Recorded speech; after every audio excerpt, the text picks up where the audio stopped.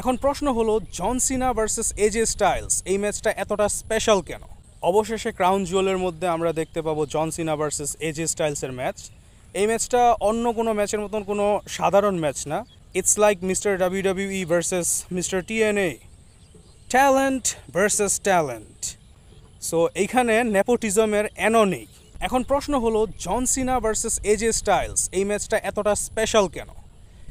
জন সিনা এই বছর রিটায়ারমেন্টে যাচ্ছে এবং সামনে আমরা জানতে পারলাম যে এজে স্টাইলসও নাকি 2026-এ রিটায়ারমেন্টে চলে যাবে।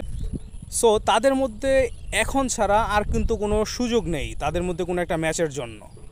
সুতরাং ক্রাউন জুয়েল অস্ট্রেলিয়াতে John Cena versus AJ styles এই ম্যাচটা খুবই এপিক একটি ম্যাচ হবে, যদি ট্রিপল এইচ ভাই খুব ভালোভাবে বুকিং করে আর কি। আর যদি রেসেল পালুজার মতন ফালতু বুকিং করে তাহলে তো it will be a crap. এখন এই ম্যাচটা আরও বেশি এপিক হতে পারতো যদি তাদের মধ্যে ইন্টারকন্টিনেন্টাল চ্যাম্পিয়নশিপ ম্যাচটা হতো। এখন আমি জানি না ডাব্লিউডাব্লিউই কেন এমন করতেছে।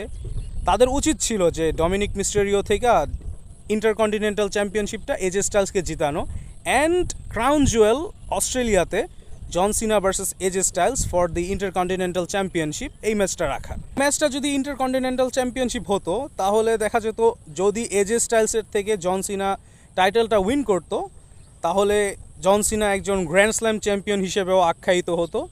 তাছাড়া তার রিটায়ারমেন্ট ম্যাচ যেটা স্যাটারডে নাইট মেইন ইভেন্টের মধ্যে হবে সেখানে সে এই টাইটেলটার সাথে নিয়েও যদি সে তার ক্যারিয়ারটা এন্ড করতো তাহলেও বিষয়টা অনেক ওভারওয়েলমিং এবং বেস্ট হইতো আর কি।